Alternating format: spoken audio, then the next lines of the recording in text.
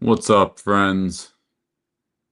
How are you today? Happy Thursday, July 2nd, to everybody listening. Hopefully, you're having a fantastic start to your morning, as I know I absolutely am, as I get TikTok up and running here as well. Hello, hello to the people running on in here as we kick off the Thursday edition of Outside the Box. What's up, Aaron? What's up, Jar Manny? I can always count on you guys being here early as the show kicks off here, which I appreciate very much. Hello, Carla. Hello, Canary. Hello to everybody on the Minocqua Brewing Company Substack. Thank you very much for welcoming me into your homes, cars, apartments, wherever the hell you may be watching me today, prison cells, whatever the situation is. Um, very happy to be here with you guys today. Plenty to get into over the course of the next 2 hours, 2-ish hours. And looking forward to doing so with as many of you guys as I possibly can. Well, thank you, Miss Canary, for the gifts. I appreciate the support as I continue building an independent media stream here, and I welcome everybody to check out my bio on YouTube, check out my link tree on my Facebook page. If you click that, there is an opportunity for you to financially throw a couple bucks my way as I kind of get this stuff off the ground. We're a month or so away from having sponsors on this program. I'm going to be cutting some ads pretty soon here. It's going to be a pretty official feeling show as we continue moving on. So if anybody finds himself with the capacity to do so, I do appreciate that. A couple of you guys took it upon yourselves to do so yesterday. And I try and send you all private messages because it really does mean a lot. And I individually type those messages. When you guys saw me all over Facebook telling everybody about my YouTube channel, that wasn't AI or anything like that. I was manually typing all of those messages to everybody because I genuinely appreciate the support. So the least I can do is actually take some time to write to you guys. So if you enjoy the show, you find yourself in a position to be able to donate, check my links on Facebook, check my description of my show on YouTube. You'll see my link tree right there, and Venmo's like the second or third one from the top. So I will have the Cash App and all the other ones. Apparently, I'm outdated just having Venmo. So I will work my way up to having some more options here. So, who saw the World Cup game yesterday? That was my first full soccer game that I have ever watched in my entire life. And I have to say, I enjoyed it. I don't think you guys expected that, but I did enjoy it. I think that game had a little bit of everything. It had excitement, it had drama, it had bad calls, it had shorthanded goals, it had a lot of things. And thank you very much, Ali, for the support there. Yeah, everybody click the little thumbs up under my videos there. Please share these. Please subscribe. Do all the things you can to help it out. Aaron's saying soccer is fun to watch when you know the sport. Nah, I mean, I was watching the sport at one point. America had a goal called back, and I called it high sticking. I don't actually know what the call was. I didn't have the volume on because I was doing my evening live while the game was on. But called it high sticking. I understand enough about soccer to get the basics about what's going on. I just never found it to be particularly enthralling. I will say the announcers act like every shot's going to go in. So you're like sitting there, you're on your iPad, and you're like prepping tomorrow morning's show. And then you see the guy like screaming. He's like, oh, and he's got a chance. And you look up and it's like 7 feet to the left of the goal. And you're like, bro, like, come on. Well, that you didn't think that was going in. None of us thought that was going in. And yeah, there was a halftime. It's not an intermission. Although, okay, so what's funny is I was asking because I didn't know. I said, does soccer have a halftime or not? And then I said, I feel like soccer would call it the long pause. And everybody thought that was really funny. They were like, that actually sounds like something soccer would do. And then I get to the second half and they have something called the hydration break, which is just a commercial. Like, oh, we're about 3 minutes away from the hydration break. And I'm like, Okay, so they do have weird names for stuff. I should have saw that coming. But now they do have a halftime, and it flies by. Bada bing, bada boom. Uh, uh, EW says soccer flops are the best, even less believable in the NBA. They're bad. They're really bad. It actually takes me out of the game a little bit because I'm not much of an NBA guy either. I've adopted the Bucks as my team just because I'm coming from a city that didn't have a team. But um, they're rough. It feels like every time they fall, it's the worst injury. And I get it. They run more in that game than I intend to run in 2026. You know what I mean? But um, I feel like they flop sometimes just to not have to run for like 3 minutes. You know what I mean? Like, I swear to God, like, I can't prove that, but I'm like, he just needs a break. That's all that is. We say that shit in football all the time. You know, like when they get up and like you can tell they're fine, and then you can like you see them, they just like, oh, ooh, ooh, and they get down like that. And you know they weren't hurt, but it's before the final 5 minutes of the fourth quarter. Quarterback's running a hurry up offense. You're just getting dog walked up and down the field. And then you just take a knee. You just take a knee. Everybody on the defense gets like 45 seconds to a minute and a half just to chill for a second. You plan the next couple plays out, and you move on from there. My TikTok chat is already telling me they're clipping my show today, so that's going to be interesting in and of itself. There, they said they're clipping the faces and things that I'm doing.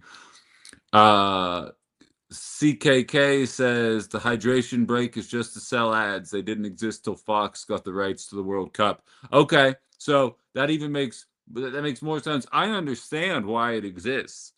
I'm saying the hydration break just is a ridiculous name. And maybe it's because I'm not used to it. Like if I were watching American football for my first time and they were like 2 minute warning, I'm like, what?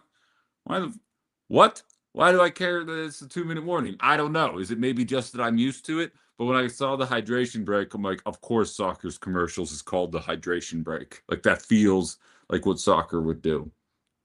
But it was exciting. Glad they won. If you guys haven't seen my Facebook video yet, I did kind of highlight, and I got a private message actually from somebody um, on Instagram who doesn't know me, doesn't even know that I host a show, just saw the video and wanted to take an opportunity to comment. And he was very polite. I'm not mocking him in any stretch of the imagination.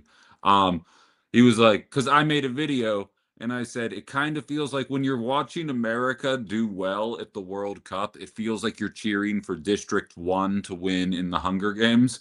Like, oh, here comes the guy who's been trained since birth in the highest of high tech labs with all of the best equipment you could ever possibly imagine, not wanting for anything, always having food in his belly, ready to take on the world in the Hunger Games. And here comes Katniss Everdeen from District 12, had to hunt for her own food, had to escape violence to be here. Boy, we sure hope District 1 wins. That Katniss, it's not her year this year. Like that's how I feel cheering for America in the World Cup. And I'm still going to do it. I'm still pulling for America. One of my best friends always told me the most inside the box thing about me is that I pull for the home team always. Like I'm a Pittsburgh guy because I was born in Pittsburgh and I hate New England. But if I had been born in Boston, I absolutely would love the New England Patriots. Like it's kind of like patriotism if you think about it. But so I am pulling for America, but it's almost like if the Death Star had a bad soccer team. And then one year they were like, "Oh, we might make the Elite Eight this year for the first time in decades."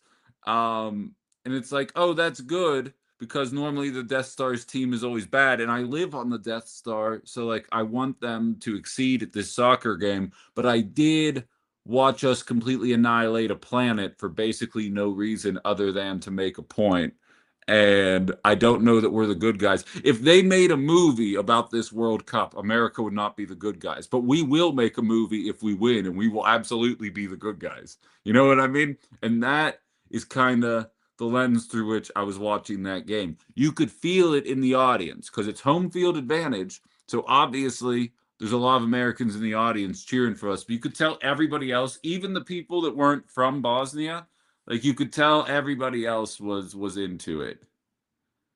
Um, was into America not winning, I mean. And I was like, now that I'm watching this through this lens, I kind of again, it doesn't ruin it for me. I'm still an America guy, but it just I'm being told I have a funny comment on Facebook about it. I'm trying to see if I can find it while I'm talking to you guys here. But yeah, leave it to me to find something that everybody is just super freaking excited about and won't stop talking about all day, only for me to come along and ruin it. It's basically what I was put on this earth to do if you stop and think about it. But I do hope we win against Belgium. Belgium, who are they? They're another first world country. I'm fine beating them. Beating Bosnia felt bad. You know what I mean? I was just like, we've been bad on we have a bad history with Bosnia. Like I can feel that. But so I digress. I at least wanted to touch on that. I watched the game. USA. This is why Fox News does all these segments about how you know how many Americans under 40 aren't proud of America? I'm proud of America. I just you know, I'm self-aware enough to recognize what's going on. Braden says, nah, no win feels bad. I'm not even saying it feels bad, Braden. I'm just saying a little bit of self-awareness goes a long way. It's what this show's predicated on. Not telling anybody to feel bad about rooting for America or America winning. It's just a thing that I noticed. I'm gonna bring you up, Larry. I recognize sometimes people are accidentally asking to join because it's close to the like button. Feel free to just not say anything if that was an accident, but did you have something to say? Okay, I figured it was an accident. That's fine. I feel like I might have to put the kibosh on TikTok guests for a while because it seems like that happens by accident quite a bit.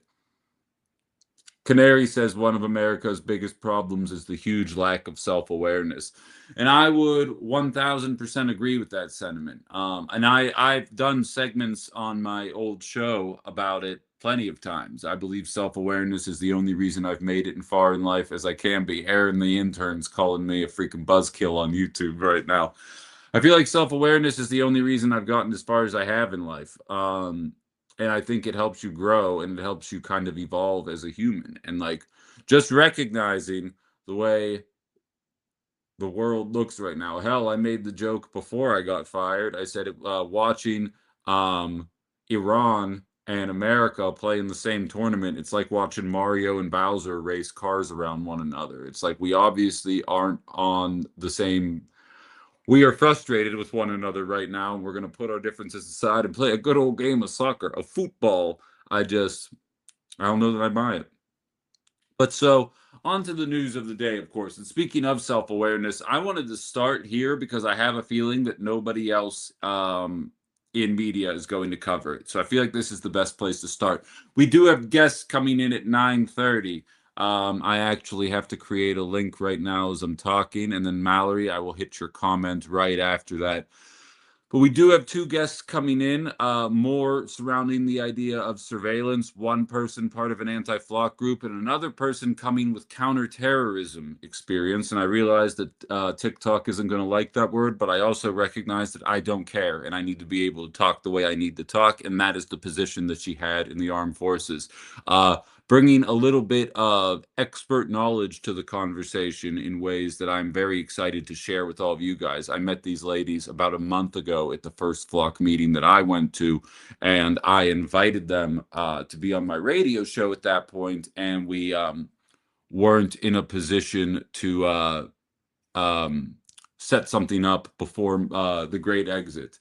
So, so that's been my experience then. Well, 1 second here.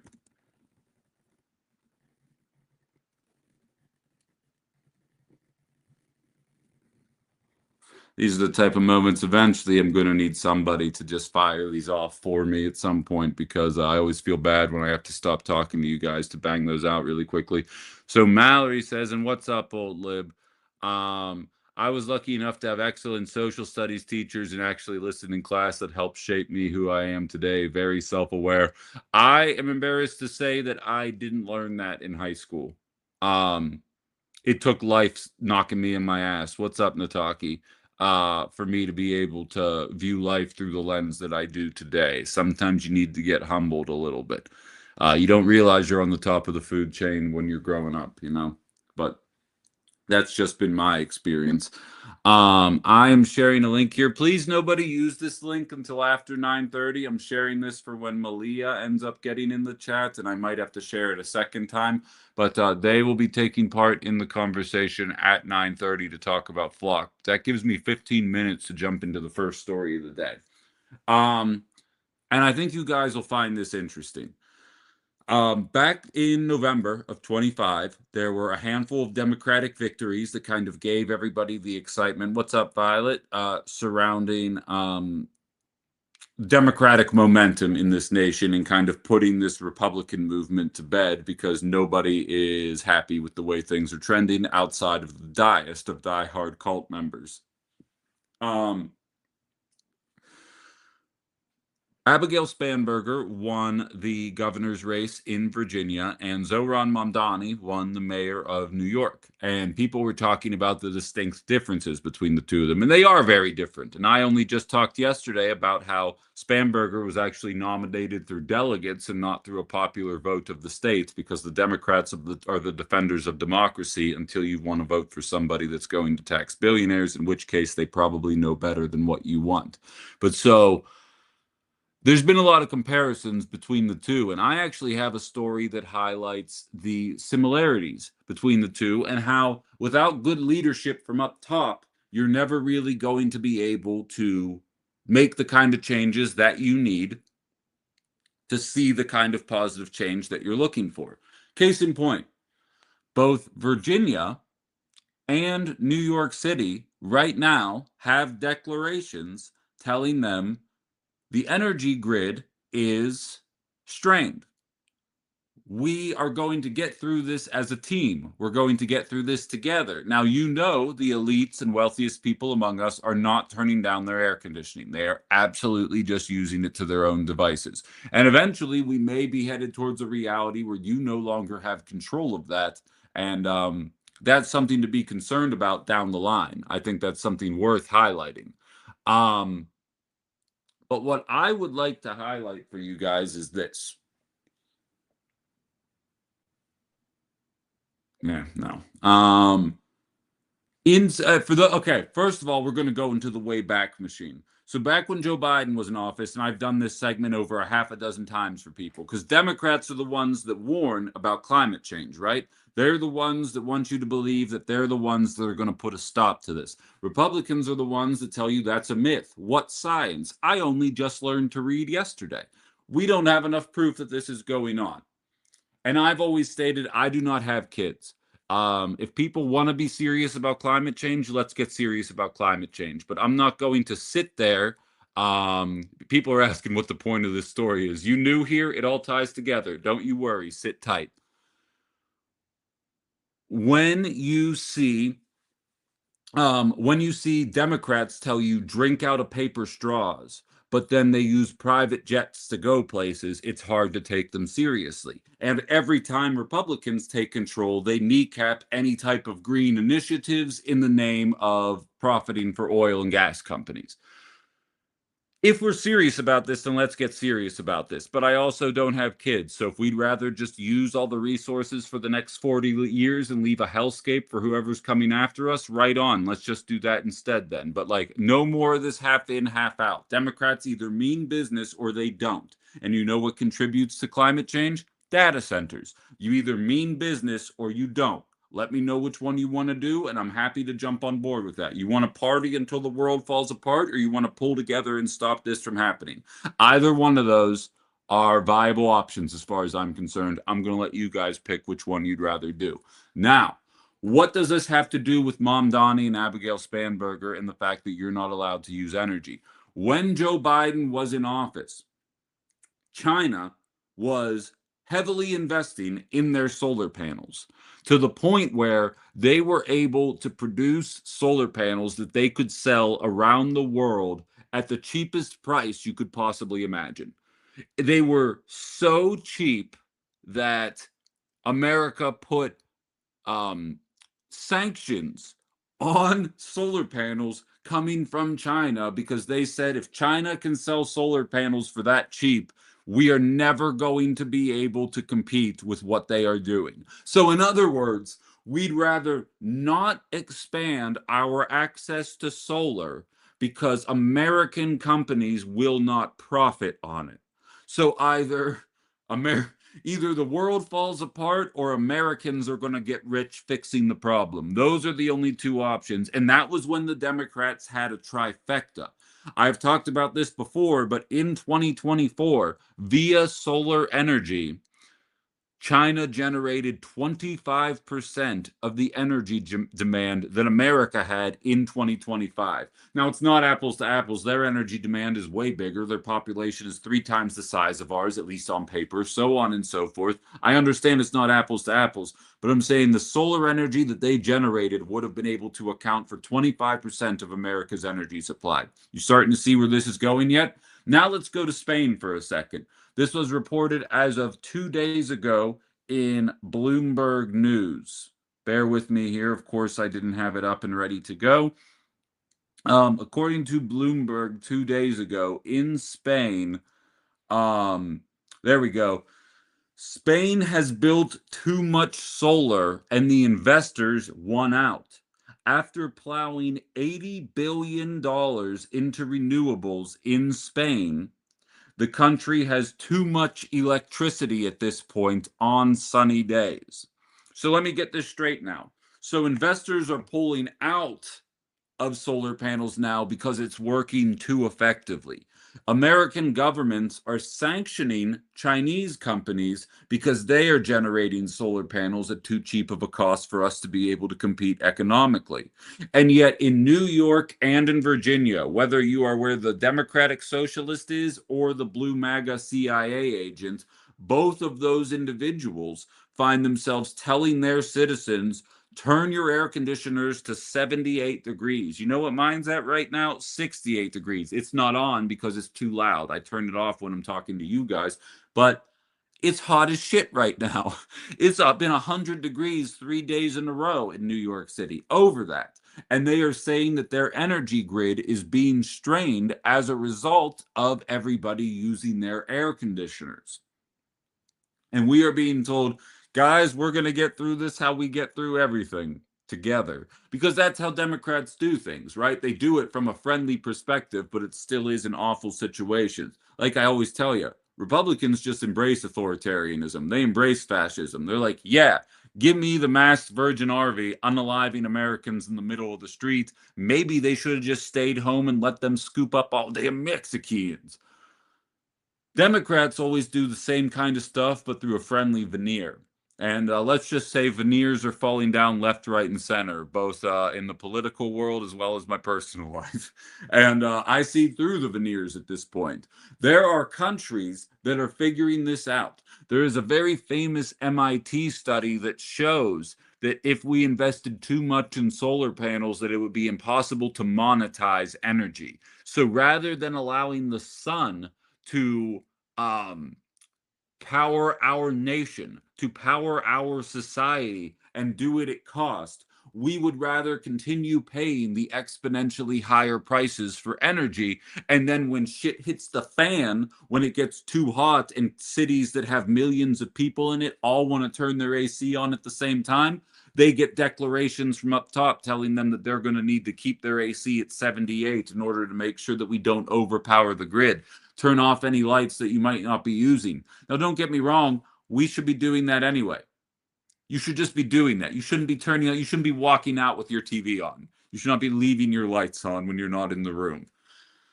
But that doesn't change the fact that there is a solution to these problems that doesn't involve us having to live without having to go without energy, having to reduce our grid. We saw what happened in Texas before any of the Republicans listened to me be like, see, Ben, this is what happens with those liberal governments. The exact same thing happens in Texas. That's where Cancun Cruz comes from. That's why people say Ted Cruz goes to Cancun, because if you remember, that's when the energy grid collapsed.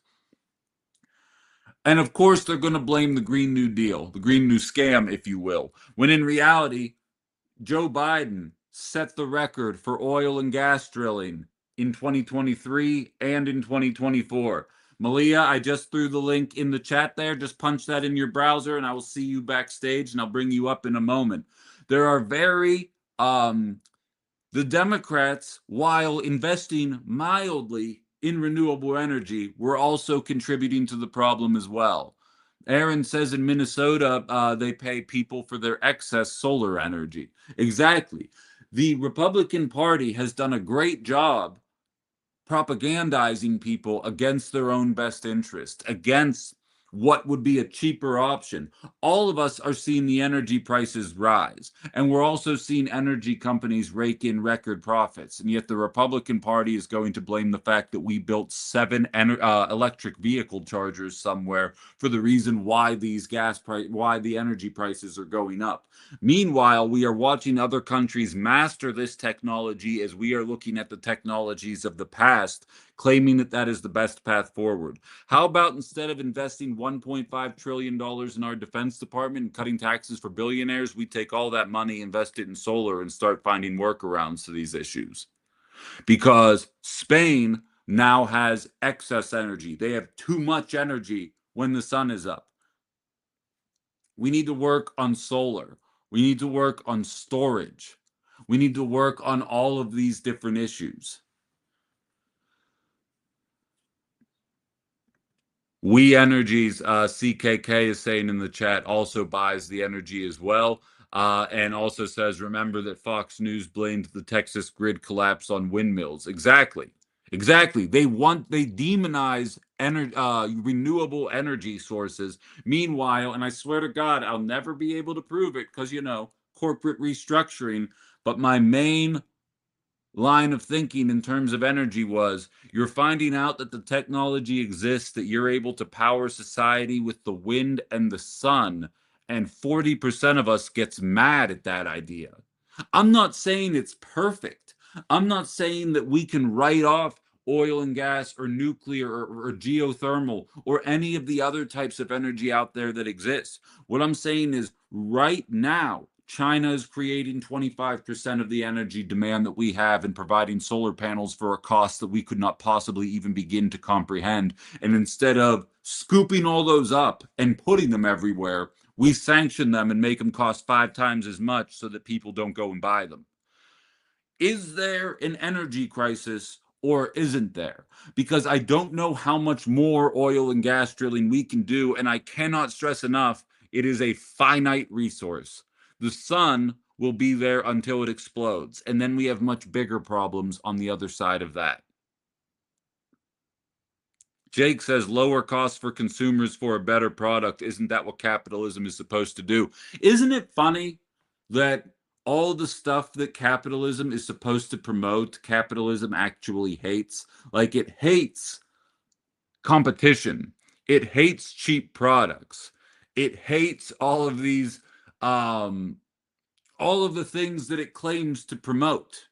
And I don't understand why. And Carrie, I see you backstage. Malia, we're waiting on you to hop on there. We'll bring you up in 1 second here. Just let me finish my thought on renewable energy for a second here. We have the solutions to these problems. And Carrie, I don't know if you have Malia's contact. If you want to send her the same thing I sent you, I put it in the chat. But if not, don't worry about it. We'll figure it out. We have the solutions to these problems, and we are choosing not to do them. Susan, who lives in California, says, my AC is set at 77. I'm upstairs. My apartment bakes because costs are crazy in California. Exactly. Exactly. And then you find out in Spain, they are actually pulling investor dollars out of renewable energy because they're making it so cheap that the people investing in it can't figure out how to make a product. So in other words, it's so cheap that you physically cannot profit off of it, which means waka waka, we should be nationalizing the energy companies, doing it via solar and wind as a complement to the energy infrastructure that already exists, and then we go from there. This ain't complicated. The government is making it complicated, and then 40% of our government tells you that climate change is a myth and that renewable energy is a scam, and 60% tells you it's important to do it, but it also is important to do it so that companies can still make billions of dollars off of you. And those are the two options that you vote between every single year in terms to energy renewal. Thank you for joining the party, Swanee. All right.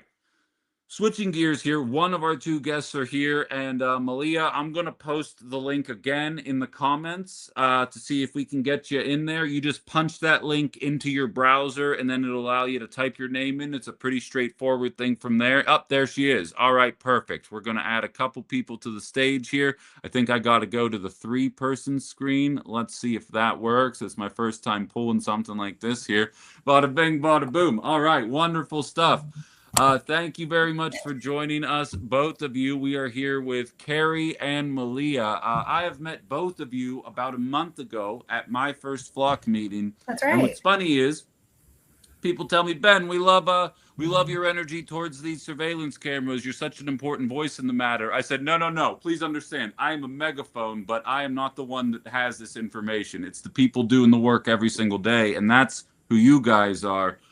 Carrie, we'll start with you because you got here first, but I want to hear a little bit about both of your experience, what makes you interested in the topic, and then we'll get into our consternation surrounding the issue here on the other side of that. So, Carrie, without further ado, go ahead. Thanks, Ben. I'm a big fan of your show. This is a real pleasure to be here. Thank you. I got started on this issue. Honestly, I was interested in a few other local issues here in Oshkosh. That's where I'm located. But I kind of got pulled into this when a group of citizens had to wait until all hours, early hours of the morning to talk on this topic, 6 to 7 hours of wait time. Malia was there to address our council on the topic of the flock renewal. I'm personally very interested in this. I care about my rights. I care about my Fourth Amendment rights. And to me, this technology is a huge violation of our privacy and horribly needs regulation.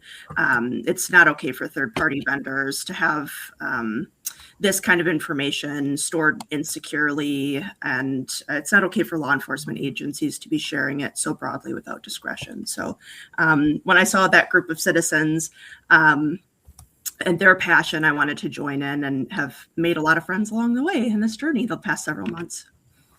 Yeah, and then Malia, I personally approached you after the first time I saw you speak because you come at this with an entirely different perspective that I think gives you some unique input into the matter here. So maybe a little bit about your past and how that lends itself to being able to speak on the matter. Right. So my background, I'm a Air Force intelligence analyst veteran. I worked in counterterrorism. So my whole job was to find, fix, and finish. The way you accomplish that is to establish a baseline pattern of life. I have not personally worked with Flock, but I've worked with its competitor, Palantir. So Palantir Flock, they provide essentially the same service. So when I was trained on Palantir, I was told, to never use it against American citizens because it is spying. It is a violation of your Fourth Amendment constitutional right. And I will go to prison if I ever use those skills and those tools on American citizens.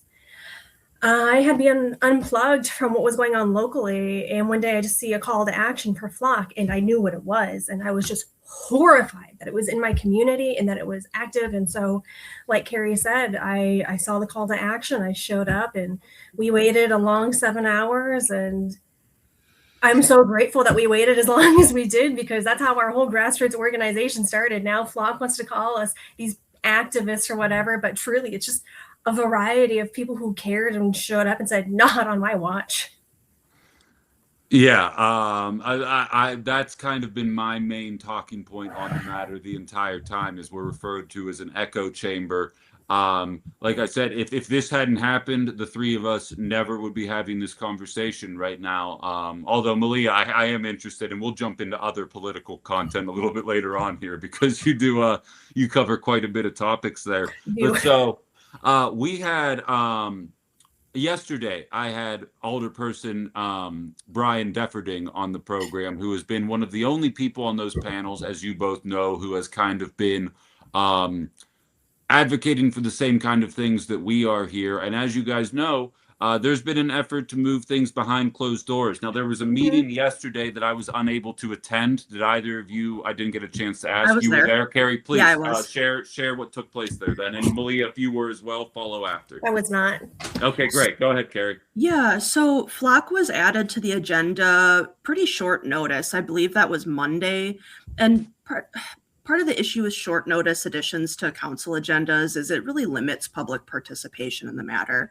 Brian Defferding made a post online Tuesday morning, I believe it was, sort of outlining his concerns about the fact that not only was this item added short notice to the council agenda, but it was added as a closed session item. So that was the big objection that he had, is that this would be discussed behind closed doors. Brian raised concerns at the council meeting about that. When there was a vote to go into closed session, there were 3 votes voting no, but the overwhelming majority of Nina's council voted to go into closed session, and Brian refused to participate. So he was not present during the closed session meeting last night. So we don't know. According to state law, there should be impending or I can't remember the exact phrasing, but impending or current litigation. And so far, we don't have any kind of evidence that that's happening in Nina. That was one question Brian had for the mayor during the meeting, is can you provide any kind of concrete evidence that there's impending litigation? And to be fair, the terms of the Nina contract are quite different about ending a contract early than the Appleton contract. The Appleton contract, they did end early, well, they're attempting to end early, and they've done a stop payment order. I was at that council meeting previous week. So there's a stop payment order. The cameras are now bagged in Appleton, which is really exciting. That's a new development in the last few days. They're taking swift action now. But in Nina, apparently the terms of the contract have penalties for ending a contract early, unlike the Appleton contract. You could end at any time. So perhaps there could be litigation. It seems highly unlikely to me, but that's what I heard yesterday at the meeting. So to piggyback off of what Carrie said, I mean, if Flock chooses to do a lawsuit, well, then that opens them up to discovery, and then we get to validate heat maps, pattern of life, end-to-end encryption. I don't see them pursuing a lawsuit, especially in the Fox Valley. Yeah, it's interesting. I mean, in my opinion, it speaks volumes that they had to take it behind closed doors, because I think no matter what kind of broad brush they try to paint us with, it seems as though the pushback is working. The getting the message out there is working. Regardless of your political allegiance, nobody wants to feel like they're being spied on. And some people view it as a lost cause, right? Like, we're currently doing this right now. You're on TikTok, you're on YouTube, you're on Facebook. We're getting scraped by the algorithm right now. You know what I mean? And they're going to use this. We're all on a list, is what I oftentimes joke. If you're on this show, you're on a list. But that defeatist attitude doesn't get us where we need to go. And I think the fact that they had to do it behind closed doors means they don't want us seen, because they know that we can probably debunk whatever it is that they're doing. Malia, the first time I went, I chickened out on saying it. The second time I went, I said it. I talked about the Flock cameras, Palantir's relationship and I have to talk funny because we're on TikTok, so please excuse my vernacular, but our allies in the Middle East, using Palantir, using Flock cameras in order to essentially predict whether or not somebody was going to be a problem for them down the line. I saw through one of your social posts, I believe on Instagram, that in Milwaukee, this is no longer a theory anymore. Protesters for our friends in Gaza are now being monitored through the same way. So we're kind of no longer operating in the hypothetical anymore, and something that I was nervous to say for being labeled as a conspiracy theorist barely a month ago is now being borne out to be true in our own state. And it stands to reason we should probably expect something similar in our neck of the woods were this to be allowed to continue down this pipeline. Yeah, anecdotally, I don't recall what country this woman her origins are from, but she's a nun and she was walking home and ICE detained her. She's a nun. She doesn't have a criminal record. So then, of course, they released her. I'll get that to you just so you can have the story if you want to talk about it later. But it just blew my mind that a nun was detained. And I can only assume that they had profiled her. And how did they profile her? Right. Is what I'm assuming. Of course. All of this is assumed and alleged and whatnot. But so, Carrie. I'm so sorry. My camera turned off. Oh, no worries. And I'm sorry that my head is so big and you guys are so tiny. This is my first time having multiple guests on this new version of the show. So it's a learning curve for me a little bit here. And I don't want to push a bunch of buttons while I have you. But so, Carrie, in terms of the future, what can we do right now? There's more people waking up to this, more people becoming aware. Obviously, closed door sessions we can't sit in. How can people push back against this outside of the obligatory go vote? There are so many ways. We need more citizens to get involved in this issue, and citizens getting involved in their own city is really important. Council members want to hear from residents in their city. They want to hear from the people that they represent. So getting involved with the own place you live is great. Emailing council members your concerns, emailing committee members your concerns. We were able to speak in very large numbers at one of the meetings you were at, Ben, at a meeting in Neenah. Over 30 people attended the public safety meeting there. It can have a tremendous impact. I see different pathways that our communities could go down post-flock. I'm hoping we can be in a post-flock existence in all three of these cities, Appleton, Neenah, and Oshkosh. We're certainly well on our way here in Oshkosh with the contract rescinded and Appleton with the cameras bagged. I would love to see people push for specific actionable items of their elected leaders. So one of those items could be ordinance to start curtailing the power of that these third-party vendors have with our legislators and with our law enforcement. We want to provide a framework for our city council members on how they can help establish parameters of what type of tech would be permissible and what type of guardrails would be needed to protect our privacy. So there is a citizen drafted ordinance circulating. Council members on all three of these councils have a copy of the citizen drafted ordinance. And one of the key drafters is a cybersecurity expert with 20 years experience in the field, which I think is really, really impressive. One of the, I can speak more about that, but I'm just trying to give you a higher level idea. One of the other tenets of the ordinance is to have an oversight committee for this tech in each of these jurisdictions. And I think that's really key. We need to have some types of checks and balances here. And the ordinance would also provide us with a framework for selecting a product. So instead of just being at the mercy of which company is going to give the best sales pitch, my view is that we need to be scoping the needs of our community first, scoping our privacy needs first, and then selecting a product to fit the needs of the people rather than just selecting a product that has a great energetic sales team attached to it. Sales can lie based on what we've seen Flock doing in our community, and they lie often and well. Yeah, I draw on my own experience as a software salesperson. I was always over 100% a quota, and the one thing I can say consistently is I never had any idea how it worked. There were people that knew how it worked that came with me. So when they send salespeople to try and convince us, no, let me explain the tech end, I'm like, I know from personal experience you don't know what you're talking about. So, well, there was the guy at the last Neenah meeting that we had all been at together. He was very emphatic that the license plate reader only takes a photo of the back of your car. And if another system puts it all together and creates that pattern of life, that's another system.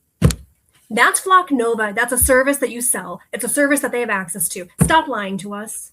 I agree. I agree. I actually, that meeting, I came with 404 Media's reporting that flock cameras had the capacity to monitor semiconductor chips. So the chips in your phone, your car, your pet, all these different places it can associate with that. So now it's no longer just who the car is registered to, it's everybody in the car. And I want to mention that that's part of what's so strong about the citizen drafted ordinance is that it monitors other AI driven surveillance technology. As a citizen, I'm concerned about more than just ALPR. I'm also concerned about things like signal trace or drone technology or a facial recognition technology. I don't want to be a part of a dragnet as an innocent person who's not out committing crimes, right? So I think we need to think bigger than Flock as a company. We need to look at ALPR in general, and then we need to zoom out even further and look at other forms of warrantless mass surveillance technology. Yeah, we got a couple comments here. We have a listener in California. Flock is coming to Colusa, California. The city council officially approved a 2-year contract with Flock Inc.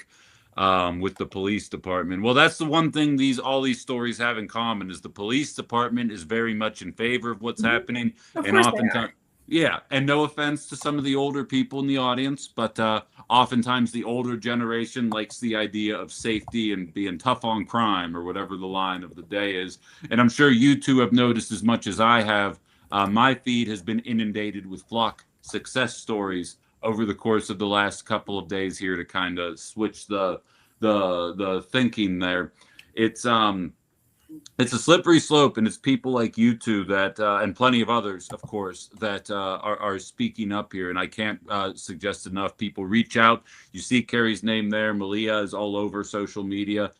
I share the accounts, and there's plenty of people in the chat as well that are very vocal about what's going on here. So we are in a position to stand up against what's happening and push back. None of this is guaranteed as it stands right now. As you guys mentioned, the Nina situation might be a little stickier contractually until 2028, but by and large, you're seeing victories everywhere, which is a strong point. I actually want to hang on to Malia for a little bit to talk about something outside of Flock in the world of politics. But Carrie, before I let you go, is there anything that I forgot to mention to about what you know, or is there something you want to get out? We have a little over 120 people listening across all platforms right now. What's on your mind? I want to piggyback on what you just shared about law enforcement wanting to preserve this tool. I think it's reasonable for law enforcement to want to have tools to do their job. And I think it's reasonable for people to be concerned about safety. I think how we scope safety can vary from person to person. So law enforcement might define it one way. A domestic abuse survivor who's concerned about having their patterns of life tracked might define it another. But the citizen drafted ordinance has provisions in it to allow law enforcement to utilize this tool.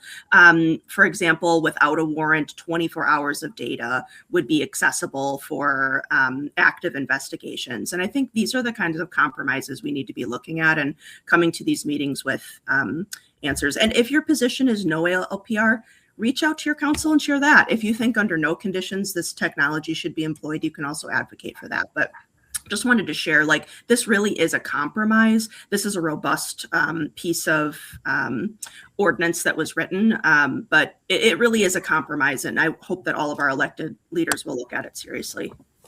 I love it. You have my contact. Anytime you have any information, reach out and we'll get that rolling. Thank you very much for being here, Carrie. Yeah, thank you. Take it easy. All right. And on to other things here. Malia, am I saying that right? Is it Malia or Malaya? Okay. You are. But before we switch gears, there was just like two other things I wanted to add to the three, actually. Yeah, three things to add to the Flock thing. So you commented people have a defeatist attitude, and the story that I was telling someone who said the same thing was, if your car is being stolen, you feel pretty defeated, right? Like, oh my gosh. But do you just give up because they stole your car? No, you call 911, you call for help, you make a scene. That's what we're doing now. We are making a scene. We're writing our open records requests. You're showing up and speaking in the council. So that's what you can do to kind of take the power back. Yeah, I love that. There was a Supreme Court case ruling earlier in the week. I forget the name of it, but essentially it rules the tool that Flock or ALPR systems themselves, it is unconstitutional when a police officer accesses a public database without a warrant. So I've actually submitted a number of requests for statements from various city attorneys in the Fox Valley. So I'll be reporting on that when I get their statements back. And then the last thing is for your listeners, nationwide. I do have an article called DFlock 101. It's a case story of how we were able to get flock out of our city, and it's meant for other cities nationwide to use it and scale our success. Oh, wonderful. Out of curiosity, Susan has a question. If you don't have an answer, that's fine. We're just kind of flying by the seat of our pants here. The overall crime in Colusa County is roughly 50% below the national average. How is this justified? I'd argue the crime rates in the Fox Valley is probably below the national average as well. But are you seeing any kind of acknowledgments that, as they say, apparently the default argument is one crime is too many. So if one crime happens in your community, flock is necessary. Is that kind of the way you're hearing it described? Same. I mean, not to minimize the crime that happens in the Fox Valley, but I'm born and raised from Las Vegas. So like the crime that I'm used to seeing and the crime that you guys see here is just so different. The community policing I see is more effective. Getting to the root cause of the issue, having safety nets for people helps prevent crimes. Flock cameras only help solve crimes after the fact.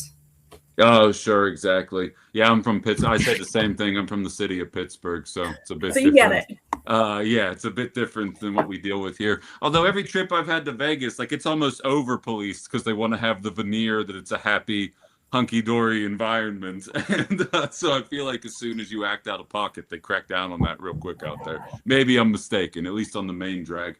But so you do a social media account called The Last 24 Hours, where you kind of break down the last 24 hours in the world of politics. And I kind of do the same thing over the course of 2 hours. So when I came across your content, I saw a lot of opportunity for overlap. And you and I kind of chatted off the air a little bit, and I think we can probably have some pretty good discussions going forward. And one I wanted to have with you as someone, and I am not equating the two, but as somebody who just lost his position because he refused to change his belief on a number of different factors, among other reasons, corporate restructuring.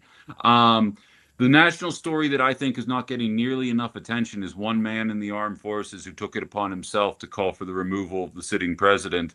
And I figured, given your past experience, you could speak maybe a little bit to exactly how gutsy of a move that was and why what he did took the kind of courage that was necessary. Yeah. So one thing that I saw in the video was a lot of Americans screaming out, like First Amendment rights. And who do you protect? Who do you serve? Yelling at the police officers that were arresting this Major Watson. And something that a lot of civilians don't understand is when you're in the military, you lose certain access to your First Amendment rights. So I believe it is Article 88 for officers. You cannot speak out against your commander-in-chief.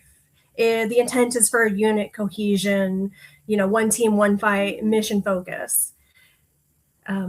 So what the major did on Capitol steps in uniform, calling for the impeach, removal, conviction of the president is monumental. I think the last time in history this has ever happened was there was a service member protesting the Vietnam War, but he was in plain clothes marching. So this is very symbolic. And I mean, this man he'll be court-martialed. He'll very likely go to prison for this or sit in jail until he has a trial.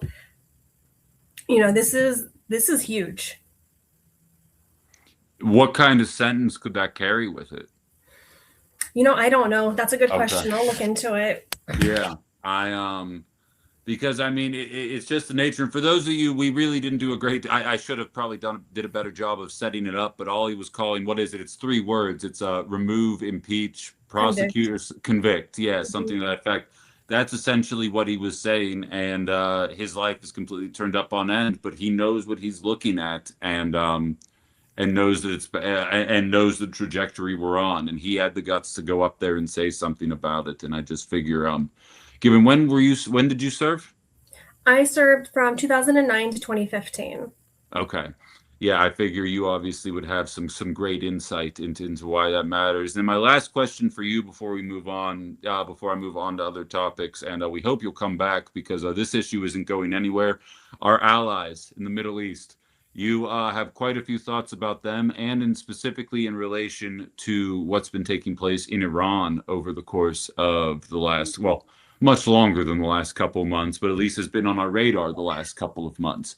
Right. Um, um, you're starting to see a changing of the tide in regards to the attitudes there. The Democratic side of the thing, the left side of the equation, is 4 out of 5 people at this point kind of coalesces around the way you and I talk about it at this point, which is nice to see. Republicans, right wingers, as per usual, a little behind the 8 ball. They're coming around though, as they are often want to do. Just your thoughts in general, I guess, about the future of this conflict as we're in the middle of a ceasefire that feels very tenuous right now. That I don't know if it's going to last or not. I'm hopeful it is, and I try to avoid fear mongering on this program because I feel like a lot of media depends on people being scared to come back and listen, whereas I try to be informative. But your thoughts, in your own humble opinion, just based on your own time serving and the way you're seeing things progress here. So are we getting out of this soon? And is there a way for us to kind of operate with our allies in a way that doesn't get us embroiled in another multi-decade war? All right. So I have a long answer for you here. So let me Please. write your 2 questions down. So Yeah. Are we out soon? How do we manage our allies? So let me give a little bit of context for the people who are listening so that they don't just dismiss what I have to say, because I get that a lot just because they're like, you're too young, you're a woman, you don't know anything. I was thinking it. I'm joking. I'm joking. So when I served, I was a counterterrorism intelligence analyst. My focus was Iran and their proxy groups, Hezbollah, Hamas, the Houthis. I've got multiple combat deployments. I know this group intimately. I used to read Israeli intelligence, and it's just garbage, to be honest. It's literally a more general version of a CNN or Fox headline. Like, their intelligence sharing is just pathetic. Anyways. For the record, that's what our whole mainstream media does in general. They don't do journalism. They read Defense Department press releases. There's a very famous example of Jake Tapper speaking to an Israeli journalist, and Jake Tapper was reporting on a press release as if it's fact, and the Israeli journalist was like, well, actually, that's just what the IDF says. We don't actually know that that's the case. So sorry to interrupt, but like, you're not wrong in your assessment there for sure. Yeah, so I've witnessed getting the intelligence reports from the IOF saying, Iran, they're getting close to a nuclear weapon. This has been his goal, Netanyahu's goal, for the last 40 years. If you look back, and I think a lot of Americans now are getting wise to the game, but yeah, this has been his whole strategy for 40 years. He's been pressing every single sitting U.S. president to go to war with Iran. So now that we're finally at war with Iran, one of the interesting trends I've noticed is every single time America gets close to a deal, our allies do something to sabotage it. And some of the evidence I've seen that supports that is, one, the Defense Intelligence Agency raised the threat level for our ally to critical. That is the highest threat that there is for surveillance. So they're saying our allies are surveilling us. What else? And so every single time we get close to a deal, I notice a huge strike. So the first time we were close to a deal, that was when our allies dropped 350 bombs over Lebanon. And then consistently, every single time we get close to a deal again, there is another huge dramatic strike. And so right now we have 2 ceasefire fronts. You've got the ceasefire, which has the US and Iran at the table negotiating for, their own shared interest. Israel is upset because they don't have a person at the table, even though, Trump's son-in-law, what's his name? He's at the table negotiating. Jared Kushner. Yeah, Jared Kushner, when Netanyahu comes to visit, Netanyahu stays in Jared Kushner's childhood room. Like these people are very close. So make no mistake, when the US was negotiating, that is who's representing us, the person who lets Netanyahu sleep in his childhood room. And then the second ceasefire front that is being negotiated. So one of the clause 1 of the US and Iran ceasefire agreement is that all proxies will be reined in. So Iran has agreed to rein in Hezbollah because that is their proxy front, their proxy working for them inside of Lebanon. And the United States is intended to rein back Israeli military aggression in Lebanon. Well, we can see how well that's going. That's clause number 1 of the ceasefire agreement, and it is violated nearly every single day. And the new agreement that was signed in Lebanon, a lot of the local leadership are saying this is going to result in sedition, which is civil war amongst the people, because you're not protecting the civilians there. Essentially, now there are bordered off areas where Lebanese people cannot return home. And there's been it was 1.3 or 1.4 million Lebanese who had been evacuated. Sure. I believe the stat I heard was our allies has taken a larger percentage of the land in Lebanon than Russia has done to Ukraine. And yet when you compare the media coverage or the way that's depicted by our government and our media, it is depicted in 2 entirely different ways, despite the fact that the same thing is kind of happening in both areas there, with people clearly being removed from their homes and the places. Go ahead, finish your thought. Your question is, are we out soon? Unfortunately, like you, I don't like fear mongering. That's why I started doing what I am doing, because I couldn't find any clear answers for myself. So I took it upon myself to find the clear answers and provide them for everyone else. So at the end of every Substack article I write that's daily, is I give you my 7 to 14 day outlook. And right now, my metrics for peace, that I'm not seeing too many. Like really, the only thing that's kind of flowing right now is the Strait of Hormuz is somewhat open, but we're not quite at what we were before. Yeah. I'm just nervous. I'm very nervous for how Iran will respond to our allies' military aggression, because they're not stopping. So eventually there will be a response, or they will shut down the strait again. Yeah, I wouldn't be surprised by that. And that could all be happening in front of our very eyes while our media infrastructure talks about what color the reflecting pool is today, which is kind of the most frustrating part about all of that. But we're speaking with Malia here, bringing a ton of experience and knowledge to the conversation. I saw at least a half a dozen people saying they want to see more of you on here, and you and I were kind of chatting. I think we're going to make that a thing going forward. I appreciate you carving out a half hour to chat with us here, and whether it be with Flock, what's going on overseas, or what's going on domestically in the world of politics. I think you do a great job, and we're going to have you back on the show soon enough. So thank you for being here, and have a good rest of your day. Thank you. Thank you. I look forward to it. I will give you the DFLOC 101 so that your reader or your listeners that are not just Fox Valley can begin to systematically remove those cameras. There we go. There we go. Please get me all that information you have. I welcome that. And I'll be sending you, my thing makes clips of the talk. So anything you said here, I'll send you for your own reasons here as well. Awesome. Thank you. I think it's lots of great info. Thank you very much. I'm going to boot you now. You have a great rest of your day. Bye. You as well. Bye.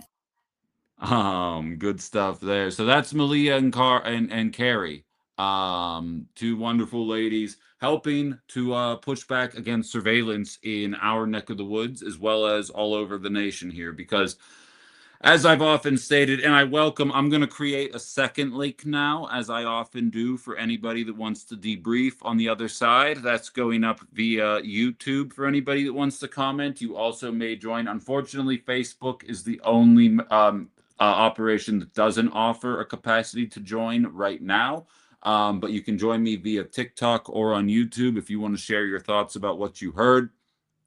Your thoughts on whether it be the flock cameras, our relationship with our allies in the Middle East, what we're seeing take place in Milwaukee. And by the way, the specific protesters I was talking about, for those of you that weren't around during the Biden years, I was willing to call out the Biden administration for the authoritative nature in which they were breaking up the protests at UW, right? Or anywhere across this nation surrounding what our allies were doing in the Middle East. Now, these same cameras that I've been talking to you guys about for about the last month or so are being used to monitor people that take part in those protests, follow them, develop routines, see what they're doing, be able to know where they're going before they go there. When I talk to you guys about predictive policing and how our allies use flock cameras in Palantir in order to determine who's going to be a problem for them in the future, you are starting to see that take root right now. NSPM7 is real. And other than Ken Klippenstein, a wonderful investigative journalist, and the handful of people who actually report on what he's talking about, you do not see a lot of people talking about it. So NSPM7 is essentially a set of rules that the government is going to be able to use to determine who's Antifa before they become Antifa. And something tells me that part of the metric for determining that is going to be who took part in protests against our allies and what they were doing. So we'll see what happens. Hal says, notice this in the 90s. Every time there was a serious peace effort, suddenly new settlements would open up in Gaza. I see. And like, that's the kind of historical context that I am lacking, but that I don't doubt for a second. And that more importantly, in the years prior to social media, all you would get a reporting on, it would be a 30-second blip on a newscast saying, oh, these settlements popped up in Gaza, but trust us, there's reason. Israel, or our allies have the right to defend themselves. And that was it. And that was it. I'll never get it. But now that this information is available, now that this information is readily accessible, although heavily suppressed, depending on the platform that you use, how many people are ready to wake up? I oftentimes wonder if I had done a show in the mid-90s, would I have been able to speak about it as enlightened as I am today, or would I have been more of a clueless American? Because I had to grow into this kind of mindset. And I would always joke, because I would wonder, would I still be anti-racist? Would I still be an ally of the LGBTQ community? Would I still be the kind of person I am if I had been born 50 years ago? And you go back 50 years and you see the people who are putting the flowers in the barrels of people's pews, and I'm like, oh, okay, that just would have been me back then. But it's easy to think that way. You don't know, depending on the information you had available to you at the time, if you would have been able to get there. I met a girl who was essentially raised in an Alex Jones cult a couple days ago, and what it took for her to be able to break free from that line of thinking. And I sometimes wonder if without social media, without the access to the information outside of how the mainstream presents it to you, would you have the capacity to be able to think about things the way you do? And how it seems like you were catching on to stuff even then, which is definitely a skill. I know Cynthia, who is still in touch, she's going through some personal issues right now. She is going to be a more thorough part of this show in the near future, though. Is another one of those type of people that kind of just sees through the noise and is able to call it out for what it is. And I'm hopeful that more people kind of find themselves aligning that way and kind of falling in line from that perspective. Sensei says, think about boomer ideology to a certain extent per capita, because Hal is a boomer. Sensei, see, that's the thing. You can't even paint with the broad brush generationally. You can say per capita, sure, but there's no way to say in its entirety that it would be able to work that way.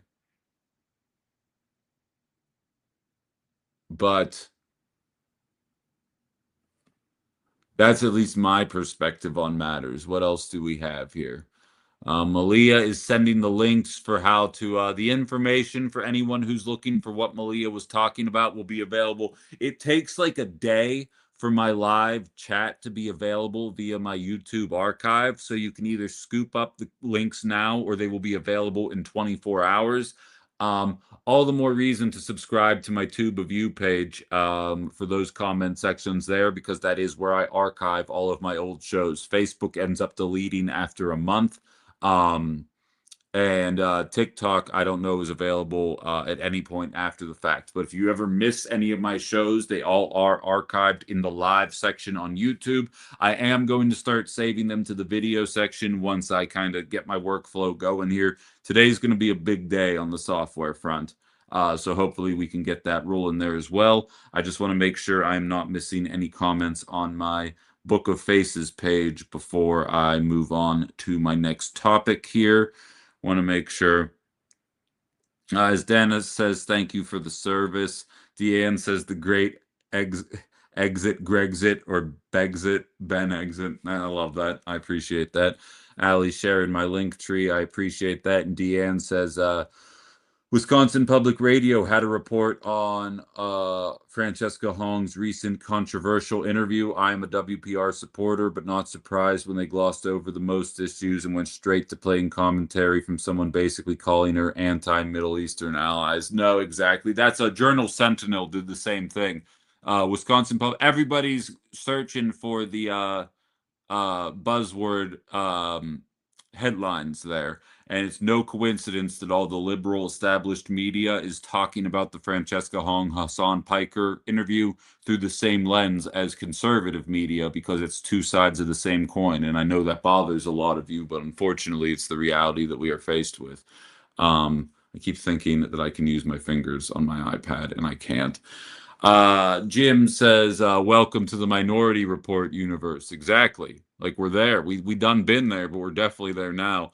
C7557 says, I was radicalized through the green sheet of Milwaukee Sentinel when AIM was featured, an American Indian movement. I'm not familiar, but I'd love more information if you have it. See, let me know. I honestly, I don't know what you're referencing. Herb says, see, that's why we need all of those data centers to save Ben's shows. Yeah, exactly. Got to compile that information. They're going to make an AI, Ben. It's like, our allies have a right to defend themselves. We got a new person here, Mr. Gwade. YouTube used to be so much better for streaming when everything was directly integrated through Google Plus. Now it's third-party software complications, mixed max. I don't even want to deal with it. Well, I mean, we do the best with what we can, you know, but I hear that. I am going to be switching off of StreamYard to OBS in the near future. I don't know if that's going to make it better or worse for some of you, but we're going to figure out how all that looks as we move forward. Keep in mind, I am still learning as we're going here through this process. Sensei says, imagine if data centers were nationalized. Violet says, I used to love Google Plus. I never used it, although everything's changing for the worse. I know, to bring it into the world of childish things, have you guys seen the whole concept of you will own nothing and like it? Sony just announced they're not even doing it in the dead of night. Need a sip of pop, excuse me. Need a little caffeine jolt here.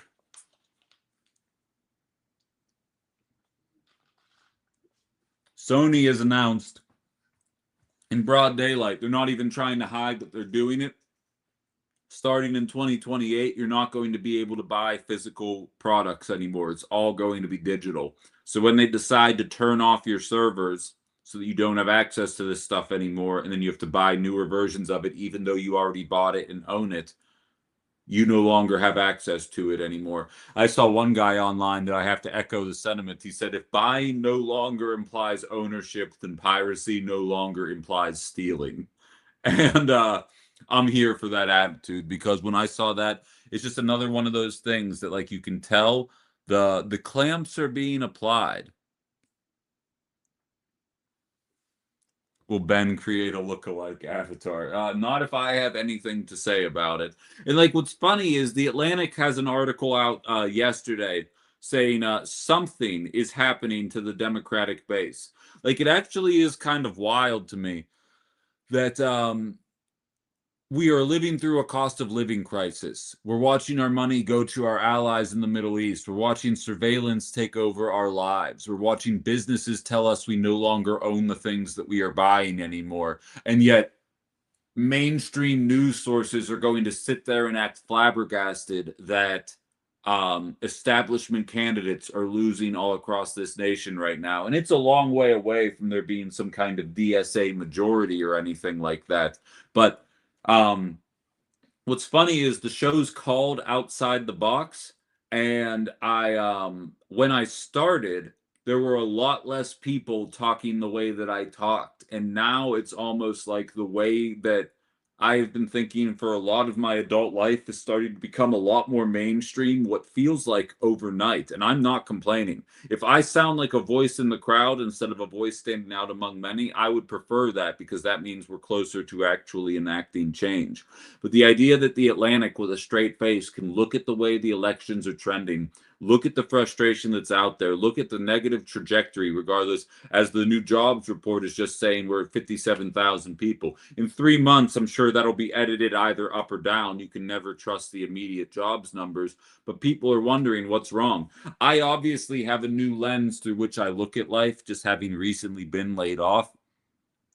And I was joking with friends of mine that I was looking at the people working at Walmart, and it wasn't kids and it wasn't the elderly. It was people my age stocking shelves, like good fit people. And it says to me that if you're doing that, that all of the other options are taken. And there aren't a lot of things out there right now for people that weren't already in their careers. And thankfully, I had a soft landing for my situation here. And it always feels like I come out smelling like a rose when all of my peers around me. Believe you me, there's an element of survivor's guilt that comes with life, even when it works. But um, I am noticing things now because I'm looking at life differently. And things aren't trending in the right direction. And when it's wall to wall coverage about the lackluster audience at the state fair in DC and the color of the reflecting pool and Donald Trump's corruption. Donald Trump made $1.2 billion rug pulling all of his moron followers that bought his Trump coin. You know what? Let them use their money the way they want to use it. They're dumb. Whatever. They got tricked. Cool. Like they're allowed to do that.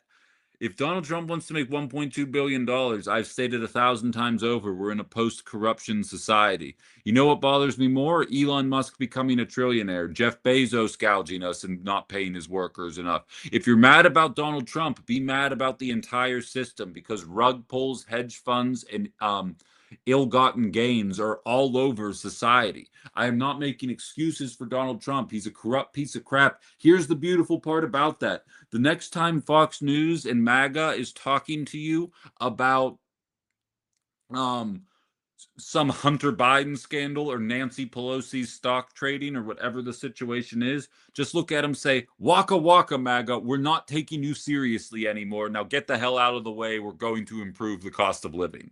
Like, it's not rocket science how you beat these people, and talking about all this stuff that doesn't matter and then wondering why Democratic Socialists are beating you is not your path forward. We got a couple of comments here. Sensei says, have you noticed the class framing has been growing significantly since 2016? Absolutely. Absolutely. I've used that as an example a dozen times over. You can find a clip of Bernie Sanders in the election in 2016 saying, we got to break up the big banks. Big banks are consolidating. All these industries are consolidating, and they are helping to jack up your prices through lack of competition. And Hillary Clinton goes up there and goes, breaking up banks won't fix racism. And yeah, you're right, it won't. But you know what banks consolidating does? Screw everybody over. White people, black people, Asian people, Native people, Hispanic people, Greek people. It doesn't matter. You're getting fleeced by them.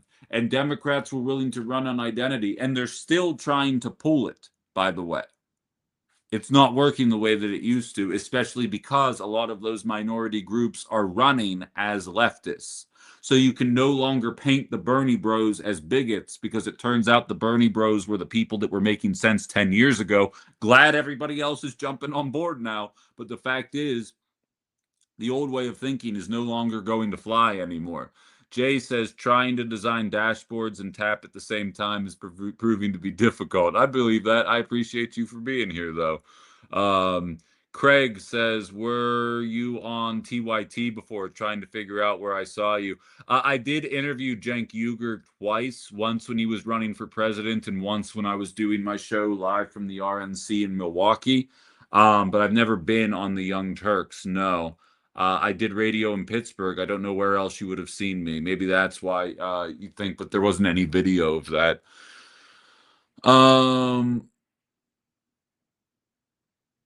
Yeah, no, I've never been on any of the stuff. I've been on WCPT in Chicago a handful of times. I don't know if you listen to them. They identify as progressive radio. But that's the only other thing I can think. D says Fox News was already saying that Trump did it better than Hunter, according to business dealings. Exact. There you go.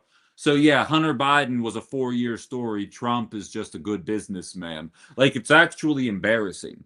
And the liberal news networks are more than happy to gobble it up because then it doesn't require them to focus on the failings. Again, farm bankruptcies have shot up 700% under Donald Trump. It is significantly worse than it was under liberals. Farm bankruptcies also went up in 2023 and 2024. So when you're voting between everything sucking at a slower rate and just quickly going to sucking, it's hard to convince people to show up and start voting for and start voting for people. That's why they keep losing, and I swear to God, it's by design. Can't prove it, but I'm pretty sure I'm right.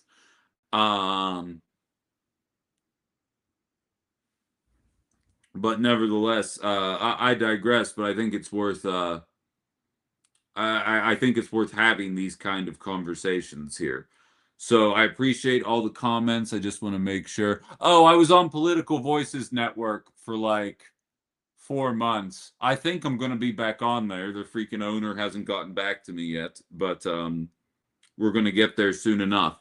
And so to kind of, and I wanted to get to this, these last 40 minutes are going to be a little ADD stricken. If you're joining halfway through, in the first half hour of the show, I was talking about energy rates and the fact that New York and Virginia are being told to conserve energy in the middle of a heat crisis, because we do not have the capacity to generate enough energy because Donald Trump and his drill baby drill mentality has left no room for solar energy to develop. While Spain and China are literally developing excess energy to the point where the companies that are investing in them have stopped because there's no way to make a profit because of how cheap energy has become. But so yeah, that might be it, Craig. I was on Stephanie Miller's show once or twice while I was with PVN. But so to tie that conversation together, there is one county in Virginia. So Virginia is telling their people, don't use your air conditioner. Now they are telling their schools to conserve energy during the summers and during the school year because they have 37 data centers being built and the data centers need access to that energy. This is why liberals lose, not because conservatives have good ideas. Objectively, the American right has nothing to offer you other than grievance and race-based politics. There is nothing else that they are doing other than that. And people that are pretending otherwise are being dishonest with themselves. Democrats run Virginia right now, and they are telling their schools to conserve energy so that they can run the data centers that nobody is asking for. That is why Democrats lose. Not because Republicans beat them in the marketplace of ideas, but because enough people wake up to the fact that Democrats don't mean business either, and on election day, they'd rather just do something else rather than show up and vote for any of this. I'm not even saying that's the right attitude. As somebody who showed up and voted for Kamala Harris, despite the fact I think that she was a trash candidate. But I'm saying I get it. I'm saying I understand how we got there. And I'm saying pretending like something other than that is happening is going to result in them losing again. Case in point. Hold on 1 second. Let me get this queued up before I do it. We're going to try something new on YouTube. And I apologize to TikTok. Potentially tomorrow, we're all going to be on the same screen here. But allow me to see if I try and do this for my first time here. So Matt Stoller, who is an antitrust expert from the Obama regime, who has been on my show before as well, one of the louder voices surrounding the cost of eggs. I'm going to try, is this the,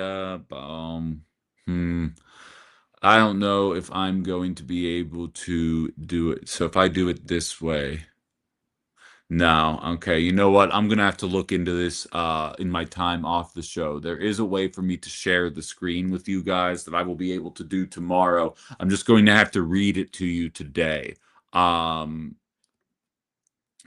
I was one of the loudest voices in 2023 about the cost of eggs. I was bringing people from Farm Action on my show. I was bringing Matt Stoller and antitrust experts on my show to talk about the fact that the cost of eggs was not going up because of a bird flu, and it was going up because there are three major companies that are consolidating all of the rest of the egg industry, jacking up our prices to astronomical levels and not doing anything about it. Now, brief history lesson. The cost of eggs for progressives in 2023 was shorthand for the cost of living. So people would talk about the cost of eggs, and what they meant was the cost of everything, the cost of your apartments, the cost of all of your groceries, the cost of quite literally going to do anything was shooting through the roof because every industry has consolidated at this point. Democrats told you that was a conspiracy theory. Republicans told you it was because of Mexicans or something. I don't know. Their logic is stupid. I've stopped paying attention to it at this point. And progressives were the one telling you that it was a consolidation. Donald Trump shows up. The egg companies bring the prices down lower through no fault of Donald Trump, just because they felt like doing it. And of course, Republicans say, oh, you guys were complaining about the cost of eggs. Cost of eggs are down. Bada bing, bada boom. Problem solved. We're idiots. Flash forward to now, and Matt Stoller's most recent edition of Big via Matt Stoller. Crime pays. The egg bandits made 1,000 times the fine they just paid for price fixing. I'm not going to read you the entire article, but here's an excerpt. A few days ago, 18 states and the DOJ Antitrust Division signed a series of decrees with three major egg producers, Cal-Maine, Versova, and Hickman's Egg Ranch, the largest egg producers in the country. The allegation backs the hard-to-refute evidence, including quotes from CEOs, which I read on the show. Is these entities operated a naked conspiracy to manipulate the price of eggs between 2022 and 2025. That was exactly the time the bird flu on poultry farms was ripping through the supply chain for egg production. Readers of this site won't be surprised at this news. Last year, Big published an investigative series called Hatching a Conspiracy, in which Basil Mazar-Bush, also who has been on this show, discussed what looked like a conspiracy. His argument was that egg producers were using the avian flu crisis as a veil to raise prices.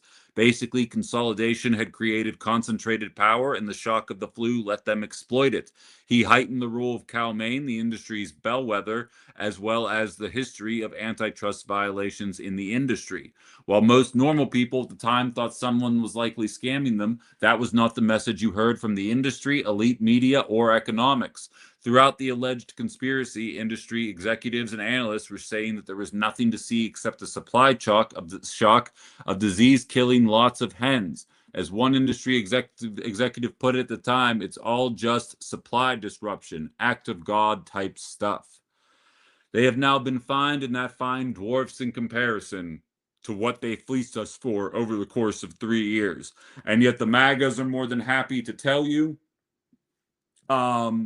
that it was because of Donald Trump, and liberals are willing to tell you that it was because of the avian flu, and nobody is going to talk to you about the real causes of the issue, which is why even when the inevitable blue wave that is coming in November does ultimately end up coming, it will be short-lived. Nothing good is going to come from it. And it's due to an objective interest in not trying to be better, in not acknowledging the obvious shortcomings in our economic system that are blinking us in the face. I hate that I have to quote this guy because he's an awful human being, but Russell Brand often says, if every time there is a health-related crisis, billionaires get rich, and every time there is a wartime-related crisis, billionaires get rich, and every time there is an energy-related crisis, billionaires get rich, and every time there's an avian flu-related crisis, billionaires get rich. We're inevitably going to be living in a society where we are dealing with some kind of crisis in the name of billionaires getting rich. And so when every time there's an avian flu, mark my words, oh my god, I can't believe I'm forgetting the name of it already. What's the worm that's gonna eat that's gonna kill all the cows? That's the flesh-eating worm. I'm blanking on the name. It's not ringworm, screwworm. When the screwworm inevitably takes out a certain percentage of the population of the bovine in this nation, thank you for the people that did get there. I wouldn't have got. I don't know that I would have. I appreciate you having my back on that. They're going to jack the prices 4 times beyond what they actively have to do.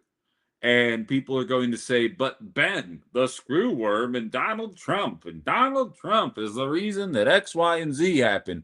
And inevitably, we're all going to get gouged. And there will be a story at the end of 2026, maybe first quarter 2027, where I'm talking to you about record profits in the meat industry, despite the fact that the screwworm is happening. Because remember, acts of God do happen. COVID was real, right? There was a shutdown. The entire economy shut down, and we went from having no demand for anything to having plenty of demand for things, right? There should be a price increase with that.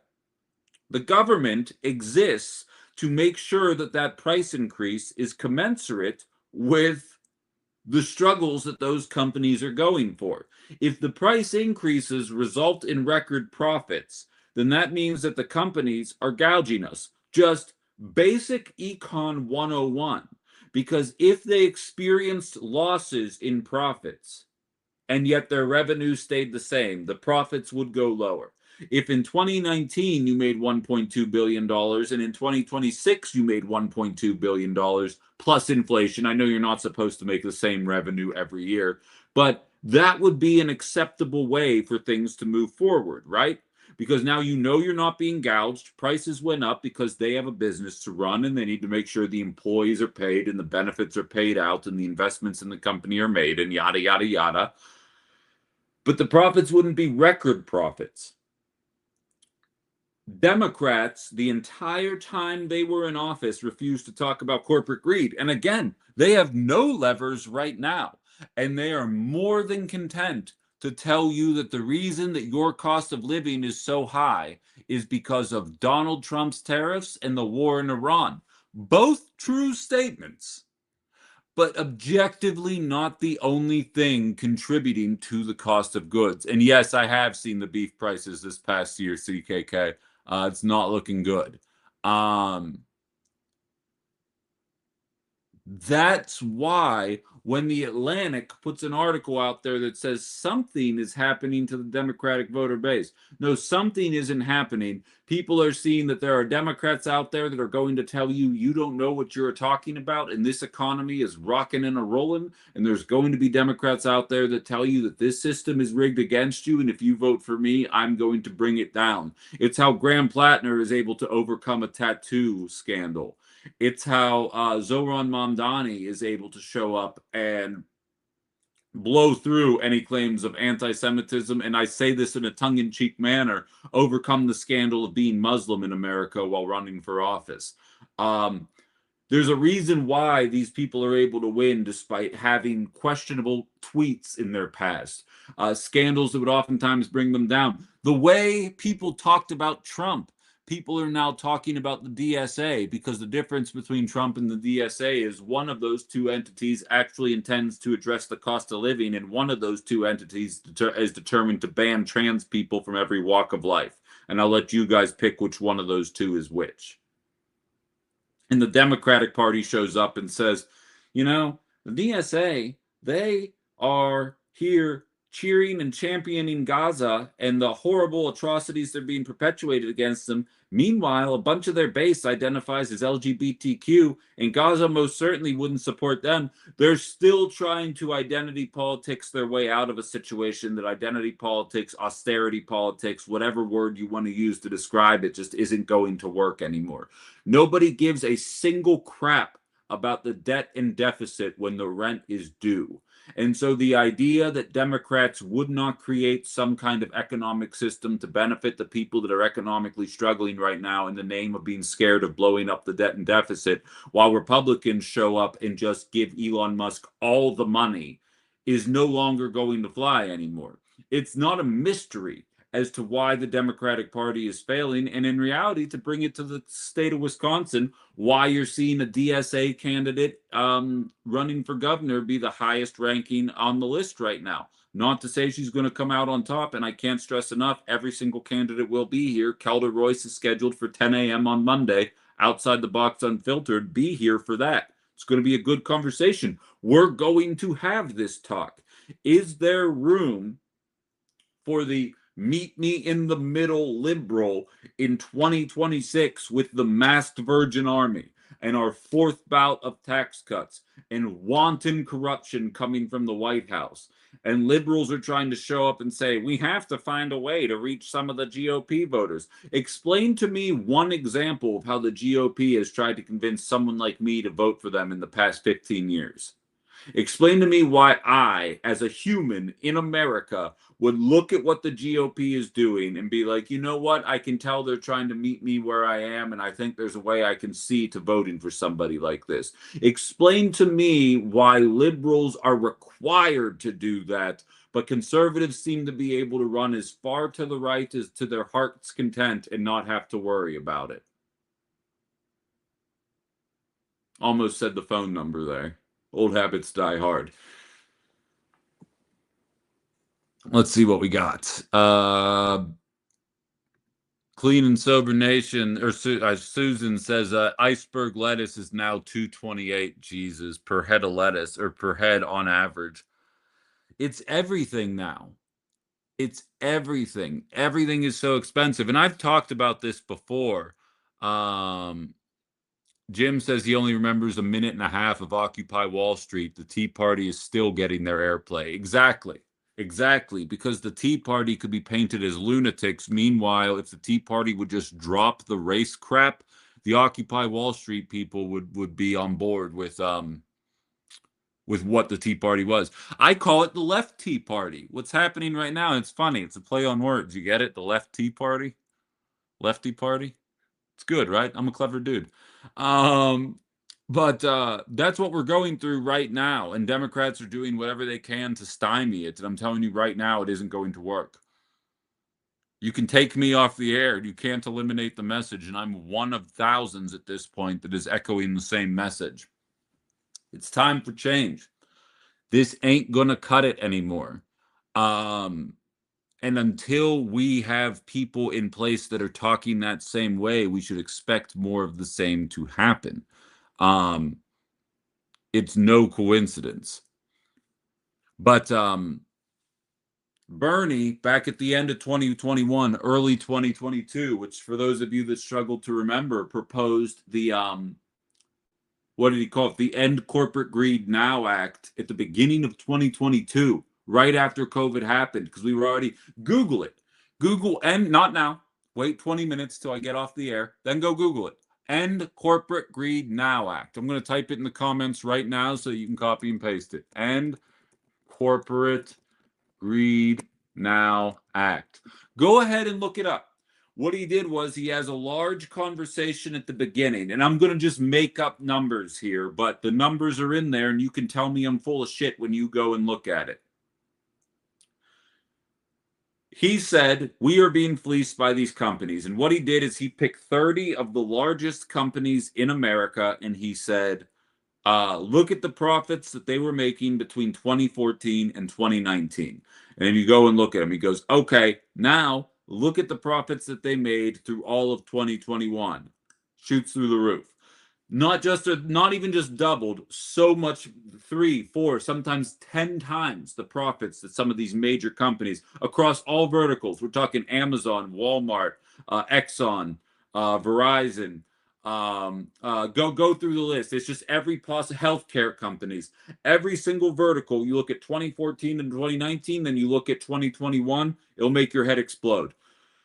He proposed a 95% tax on the windfall profits, meaning if your average profits between 2014 and 2019, we'll just use round numbers, were $1 billion. And then your profits in 2021 were $2 billion. What he proposed in the End Corporate Greed Now Act, again, when Democrats had a trifecta, Republicans can get Reaganomics across the finish line. Here's what happens when Democrats have trifectas. He proposed a 95% windfall on the excess profits, meaning if you averaged $1 billion from 2014 to 2019, the first $1 billion you made was taxed at the normal rate that you were used to paying, and those are the profits that you made. Anything above your average profits, he deemed to be viewed as price gouging. And he said, we're going to tax that at 95%. And then he didn't leave it up to the imagination of how that money was going to use. It's not like we're going to tax that money at 95%, ship it off to Ukraine. No. What we're going to do is we're going to create a rebate system, and we're going to start funneling monthly checks into the American population's hands. We're going to take that excess profit, and we're going to help the American population get through this cost of living crisis until these companies decide to bring their prices back down. Not only did it not pass, the Democrats refused to even bring it up for a vote when they had a trifecta. Waka waka, Blue MAGA. This is why we're dealing with Donald Trump right now. Look up the statistics. He said that we could generate $300 billion just on the, $30 billion just on the top 30 companies in the way that they were gouging us, let alone what all of the other companies were doing the entire times.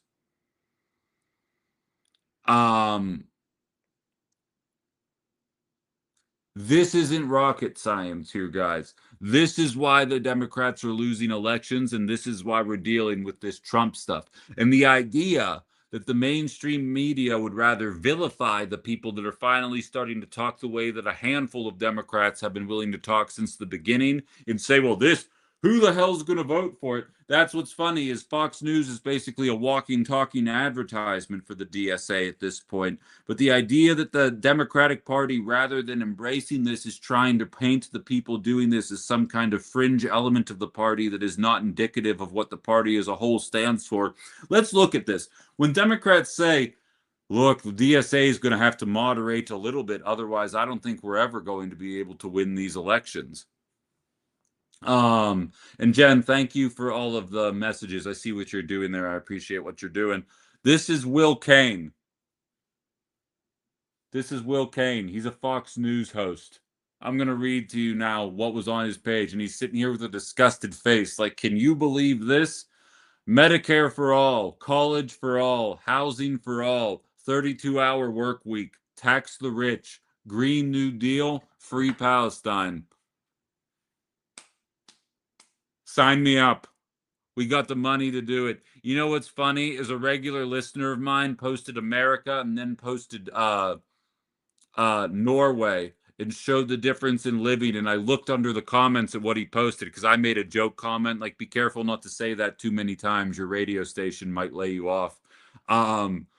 But I looked at the comments underneath and everyone said, now show me population size and tell me that's doable. And I would go under their comments. I say, population size has nothing to do for it. I said, look at GDP per capita. That's the number you need to look for. America trounces everybody in GDP per capita. This country makes money hand over fist, but we'd rather invest it in our defense department and making Elon Musk the first trillionaire rather than these principles.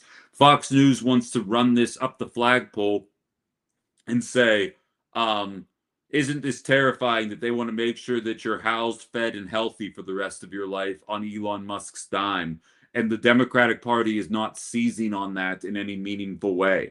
They are characterizing the DSA and Democratic leftists as crazy people that don't know any better. And I'm here to tell you right now, nothing could be further from the truth. That's the platform that wins you elections. And you're going to watch it happen in Wisconsin, in Michigan, in Maine, in Pennsylvania, in California, in New York, all over this country. This is the platform. Colorado on Tuesday. There's probably more that I can't remember. You're going to watch this happen everywhere. And it's not because people are radical. It's because we are realizing that every other industrialized nation on the planet already has it. We got bombs.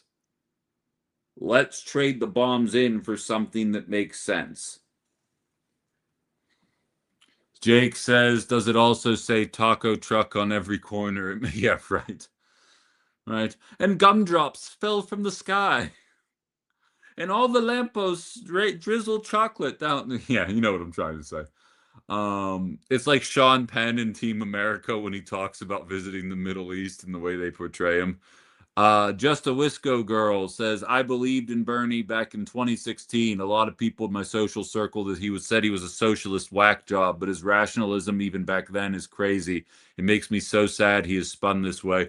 Exactly, and it makes me more sad they got in his way because again, we can't live in an alternate reality, but in a reality where Democrats get out of the way and let Bernie win in 2016 and inevitably just beat the shit out of Donald Trump in the general election. MAGA's done at that point. We're not dealing with any of this. We have moved on to bigger and better things, and we're dealing with actual societal issues. As long as we find ourselves debating whether or not trans people should exist, or whether or not using the frickin' sun to power a society is not obviously the best way to move. As long as we're arguing about the stupid ideas, we're never able to do the thing that Democrats like to do and nibble around the edges to make things perfect. I said it in the short that I did, and I said it to start my stream off today.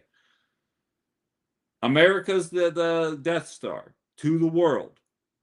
A lot of us are living paycheck to paycheck, but as my Republican friends always like to point out to me in my life, they're like, Ben, technically you're part of the 1% of the world, even when you're struggling.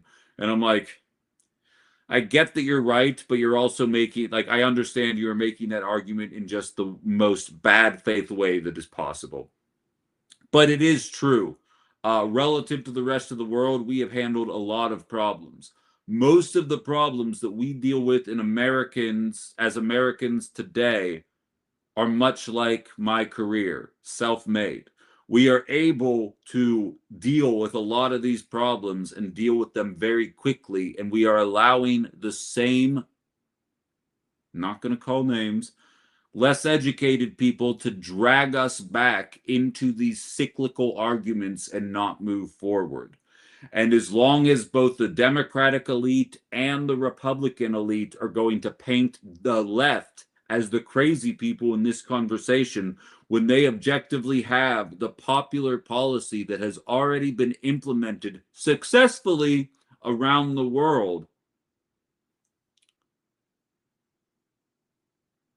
this is a party pushing back against the establishment. And when I see Caller Ben saying he's going to continue to vote for MAGA because he won't vote for communism, because they can't call it socialism anymore because that's not scary anymore.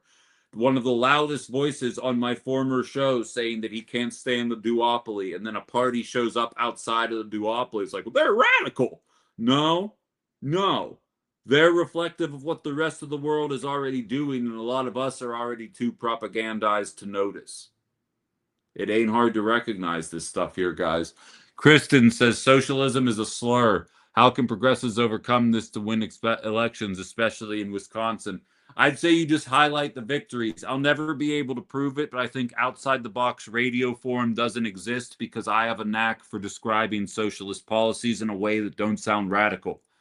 I'm a freaking far leftist that people said, you're a moderate, you're a centrist, you're really good. I am good at looking at topics from both sides of the aisle because I try and do an honest day's work when I do this job.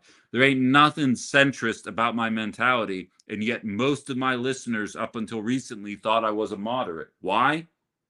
Because the way I present socialist ideas are presented in a way that makes sense. And for the record, and Kristen, I know we're on the same side. I'm not coming at you on this, but when most people in America say socialism, they don't even actually know how to define it. I would argue most people who are saying that they are voting for socialists are not voting for the workers to seize the means of production. I'm not saying that mentality is not out there, but I'm also saying most people aren't voting for that. They're voting for the tax rates that existed in America between 1945 and 1983. Go ask a boomer, Did socialism provide you your life? And see how mad they get. Go tell a boomer that you grew up on 70 to 91% tax rates, which you deemed socialism. So you're telling me that the economy that was so great that you're willing to vote for a guy who says, make America great again, your life was built on socialism. He'll go, I'm a bootstrapping, rugged individualist capitalist. Okay, great. Well, then let's just enact those exact same tax rates that you seemed very comfortable benefiting from, and let's do that again. That's how you combat this stuff. These people say it's a slur until you recognize the fact that anybody who's over the age of 60 listening to me absolutely started their life at a time when the Elon Musks of the world were being taxed between 70 and 91%, and on average over the course of that 40 or 38-year period paid an effective tax rate of 56%. That's not my opinion. That's an objective empirical fact. Get mad about it on your own time. I don't care. That's how it happened. So if you're turning 30 in 1983, and again, nothing happens overnight. It's not like Reaganomics was enacted and the bottom fell out of the economy overnight. It takes time. So if you were 30 years old, if you were 22 years old in 1983 when Reagan decided to start doing Reaganomics, you got the benefits of a socialist society, as you like to describe it, to help usher you into adulthood. And then once you got there, you realized that you were going to have to contribute to the younger generations, and now that was no longer acceptable. Pull the rug out from underneath them, pull the ladder up in the window, whatever kind of euphemism you want to use to describe this kind of thing. And then you get bent out of shape when people throw it in your face. Not my problem. That's how you combat this socialist conversation, because I don't think people literally mean Lenin. I don't think they mean Russia. I'm sure some people do. I don't think the majority of people, especially like young people who are just saying, I want to be able to afford to buy a house before I'm 40, even though I'm working 2 jobs. Like, I don't think that that's much of an ask in one of the most established economies on the planet. And as someone mentioned yesterday, Communist China is at 90% homeowner rates. Are they all mansions? No. Do they own homes? Yes. My rent was due yesterday, paid it off. I don't have a job, and let me tell you that my unemployment was not enough to cover my rent, let alone my food. Again, not crime poverty. Landed on my feet. Don't you guys worry about me. I just can't tell you what happened yet until the ink dries. I'm going to need like 4 to 6 weeks before I can tell you guys all the exciting things happening in the world of outside the box. But it doesn't change the fact that when I graduated college, I was living on top of Mount Washington. For those of you that don't know what Mount Washington is, anytime you're watching a Pittsburgh Steelers game and you see a beautiful view of downtown Pittsburgh, that is being shot from Mount Washington. It is the go-to place. I don't know what rents cost up there now, but I'm willing to guess it's well into the thousands. I was living with 4 dudes in a house that cost $1,200 a month. This 1-bedroom and apartment in Minocqua is more than $1,200 a month, including utilities. That is what people are pushing back against when they are talking about socialism. They're not talking about Lenin or Stalin. They're talking about an affordable basics that was provided to previous generations, that those previous generations get mad anytime you suggest maybe we go back to the economic system that allowed them to start a life. Waka waka, boomers. D. Martinez says, my stepfather got a job with the post office in the late 80s, making $10 an hour, was able to live in a single income household, take vacations, never wanted for anything. My dad bought a house that is now current. This is me now talking. My dad bought a house in the, that is in the mid 80s that is now worth over $500,000 if he were to decide to sell it, stocking vending machines and fixing arcade games. I love my dad. He's one of the hardest working people on the planet. And I'm not saying he doesn't deserve everything he did, and he still is working his ass off every single day. Like, that's not the point of that I'm trying to make here. I'm trying to say, imagine stocking cigarette machines in 2026. Imagine putting Reese's peanut butter cups in vending machines and then showing up and buying a home with the salary that you got paid doing that. Jarmani saying my rent is higher than her mortgage, including property taxes. I own a duplex in Pittsburgh, Jarmani, and my rent is higher than my mortgage as well. Again, I have a workaround for that too. Can't comment on it. I am moving at the end of August. I have an awesome opportunity that I'm going to take. I will still be in the Fox Valley, but going to be significantly cheaper. I'm so happy that enough businesses have bought into what outside the box is and the message that we put out there. Again, I always say it, like I do a show that like it's impossible to buy a home and pay off 60 grand in student debt and do your dream job. And I paid off my 60 grand in student debt. I own a home and I do my dream job. Still do. I still like, do I wish it were on the radio? Sure. But honestly, the way this is going, I'm kind of excited to just build my own independent thing for the next 40 years of my life. But I say all that to say I am not the norm for millennials and especially not for Gen Z. I have enough self-awareness to recognize that, and a lot of people would rather bury their heads in the sand and pretend that it's just tens of millions of lazy people and not the fact that a system has completely collapsed in on itself. And the reason they are comfortable thinking that way is because companies like The Atlantic and other media organizations are willing to say, we can't figure out what's going on with the Democratic base, and the right-wing infrastructure is trying to scare people with healthcare systems that have been proven to be cheaper and more beneficial to the populations that use them all around the industrialized planet, and they would rather vilify those systems rather than embrace the fact that that is what other countries are doing, and it's better for their citizens than what is.